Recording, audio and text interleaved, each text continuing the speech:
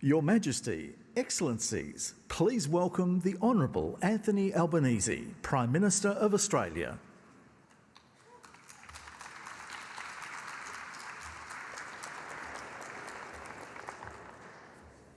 Your Majesty, Your Excellencies and distinguished guests, it is indeed an honour to welcome you all to Australia and here in Melbourne to this ASEAN-Australia Special Summit commemorating 50 years of dialogue relations. I'm very pleased to particularly welcome my co-chair, Prime Minister Sonsai.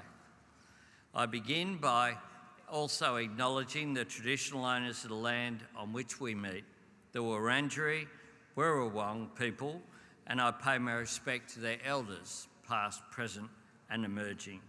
Thank you to Uncle Bill Nicholson for his warm welcome on behalf of the Wurundjeri Wurrung traditional owners. We come together today to celebrate everything our citizens have achieved together over the past 5 decades. 5 decades of deepening our economic cooperation, broadening our two-way investment and strengthening the bonds of trust and friendship between our peoples and our nations. 5 decades where the centrality of ASEAN has helped to underpin the stability, prosperity and security of the region we proudly call home. 5 decades where each of us has helped build a strong and broad foundation, but only a foundation. While we honour the vision and praise the legacy of the leaders who brought this forum together half a century ago, what happens next is up to us. That is the challenge confronting each of us, and it is the transformative set of opportunities in reach of all of us. In 2021, ASEAN and Australia took the historic step of establishing a comprehensive strategic partnership. And with new cooperation between our governments, our businesses, our institutions and our peoples, we can see this partnership realise a new generation of peace, progress and prosperity, navigating the strategic challenges of our time and finding new ways for our region to make this moment our own. Australia's two-way trade with ASEAN is worth around $180 billion a year. Our investment is over $300 billion. That's the level of engagement we bring to this forum. That's the foundation we want to build on. ASEAN is set to be the 4th largest economy in the world by 2040. And Australia wants to be a partner in this growth and prosperity, not just an observer. Not on the outside looking in, but part of it. Engaged and invested.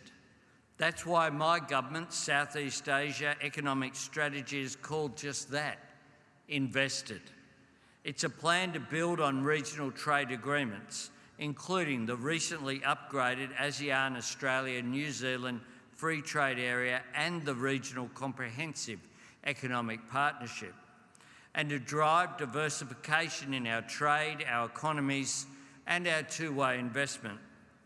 This is not a task for governments alone, which is why so many respected business leaders and innovators and job creators from across our region are here with us today, and I welcome all of you, as well as representatives from civil society and the all-important education sector, all here to share ideas on accelerating the transition to clean energy and meeting the environmental challenge of climate change.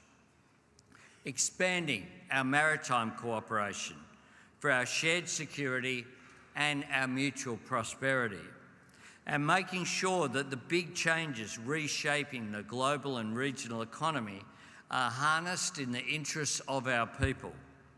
I look forward to convening with my fellow leaders tomorrow to continue our discussions, to affirm our shared vision for the region, and to agree on new ways we can support the ASEAN outlook of the Indo-Pacific and achieve a more stable, peaceful, prosperous, and yes, a secure future. Ladies and gentlemen, the city we meet in for this summit has been witness to wave after wave of social and economic transformation. The cultural performance that we just saw goes back at least 60,000 years. But we saw, in more recent times, the new wealth of the gold rush of the 1850s, new rights for workers at the turn of this century, a new home for people of every faith and tradition, leading Australia's embrace of multiculturalism that you saw represented with the youth choir that we just heard from. And yet we all know that the speed and scale of the change ahead of us will be more powerful and more profound than anything that has gone before. Let us work together to embrace this change, but most importantly, to shape it. And as we commence the 6th decade of our cooperation, let us make it a decisive decade for our shared success. I wish everyone a wonderful summit. Thank you very much.